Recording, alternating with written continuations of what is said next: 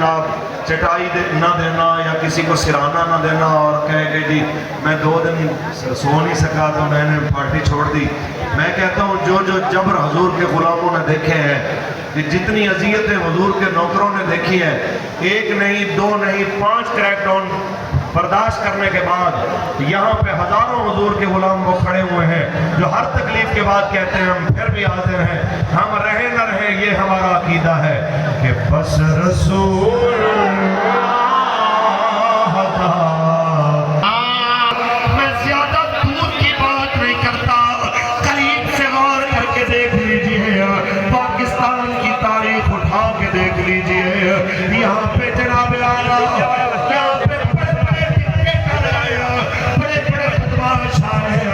اپنے اشارے پہ پورے ملک کو نچانے کی باتیں کرنے والے آئے, آج کدھر چلے گئے یحییٰ خان کے گیت گانے والے, آج کدھر گئے جناب اعلیٰ, ادھر تو پر ادھر ہم کی ڈکٹیٹر چھٹ کر کے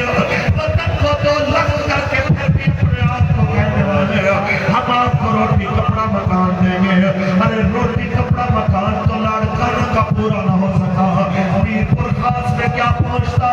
کراچی میں کیا پہنچتا, روٹی کپڑا مکان صرف محمد عربی کا دین دے سکتا ہے. جب غریب کے بچے کو بھوک لگتی ہے تو حضرت عمر کے کاندھے کے اوپر آٹے کے گولے رکھ کے غریب کے دروازے تک لے کے آتا ہے.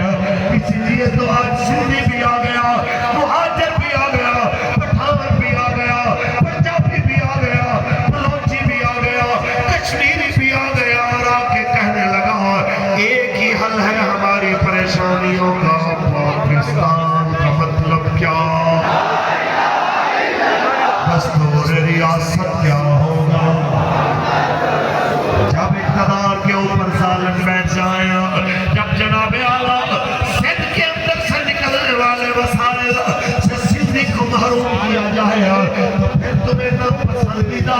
وہ جملے سننے پڑیں گے جو تم کہتے ہو یہ جناب کیسے کہا گیا, یہ جناب اعلیٰ سندھو دیش کی باتیں پھر تمہیں جناب کب سننی پڑتی ہے, جب اقتدار پہ بیٹھ کے تم ان کا حق مارتے ہو. جب بلوچستان سے نکلنے والی گیس اور پٹرول سے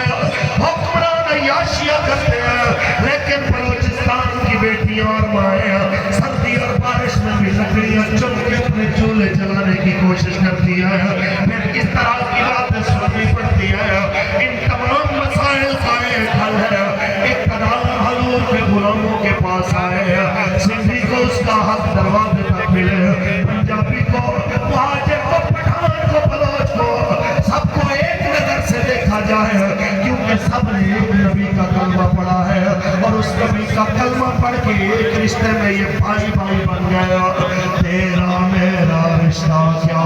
جہاں پنجابیوں سے پہلے اسلام نے آ کے دستک دی ہے, ہمارے پاس اسلام بعد میں پہنچا ہے, آپ کے پاس پہلے آیا ہے, اس لیے دنیا تک آواز آئے. آج پھر باب الاسلام کے اندر ان پہلے جناب اس خطے کے لوگ جنہوں نے اسلام قبول کیا, ان کی اولاد اسلام کو ملک میں نافذ کرنے کے لیے دوبارہ متحد ہو چکی ہے اور کہہ رہی ہے تیرا میرا رشتہ کیا, پاکستان کا مطلب کیا, دستور ریاست کیا ہوگا. میں بس اتنی سی بات کروں, یہ میڈیا پہ ڈرایا جاتا ہے, دیکھیں جی سندھ میں گئے تو مسئلہ خراب ہو جائے گا, وہ جی بلوچستان میں گئے تو مسئلہ خراب ہو جائے گا. یہ خرابی صرف وڈیرا شاہی نظام کے لیے ہے, یہ جناب اعلیٰ خرابی صرف غریب کا حق مارنے والوں کے لیے ہے, لبیک والوں کے لیے. سندھی مہاجر پٹھان بلوچ کوئی پریشانی پیدا نہیں کرتا, سندھی تو کھلے دل کے ساتھ ہمیں سگے بھائیوں سے زیادہ محبت دیتے ہوئے ہم کراچی سے چلے اور میر پور میں پہنچے, جس جگہ پہ گئے ہمیں سندھیوں کے مسکراتے چہرے, پھول کی طرح کھلے ہوئے چہرے یہ کہہ رہے تھے یہ صرف تمہارا اکیلے کا درد نہیں ہے, جو بابا جی نظریہ لے کے آئے ہیں وہ ہم نے بچوں کو بھی پڑھا دیا ہے کہ پاکستان کا مطلب کیا, دستور ریاست کیا ہوگا. بس اسی بات پہ ایمان رکھیے ایک وقت قریب آنے والا ہے بس رسول لیکن اس سے پہلے میں آپ کو دو مثالیں ضرور دینا چاہوں گا یہ جو اوپر سے باتیں ہوتی ہیں نا مثلا خان صاحب نے کچھ دن پہلے نعرہ لگایا تھا امریکی غلامی سے آزادی کا اور اس دوران نیچے سے کسی نے کہا کہ امریکہ کا جو یار ہے غدار ہے تو چپ کی مسئلہ ہے تو مسئلہ یہ ہے کہ اوپر سے کہنا آزادی کا نعرہ اور امریکہ کے خلاف نعرہ بھی برداشت نہ کر سکنا اس سے ذرا قریب آ جائے سندھ میں کھڑا ہوں تو سندھ کی بات کریں کہ ہمارے جب مذہبی بندوں کو کوئی قابو کرتے ہیں نا رسا ڈالتے ہیں تو اس کو کہتے ہیں آپ دیکھیں نا بھٹو صاحب نے کام کیا تھا قادیانیوں کو کافر قرار دیا تھا اور ختم نبوت کا جناب قانون بنایا تھا میں نے کہا بسم اللہ بڑا اچھا کام ہے اب چاہیے نا کہ ان کا نواسا اپنے نانے کے اس کردار کو دنیا کے سامنے کیش کرائے اور اسمبلی میں کھڑے ہو کے کہے تاجدار ختم نبوت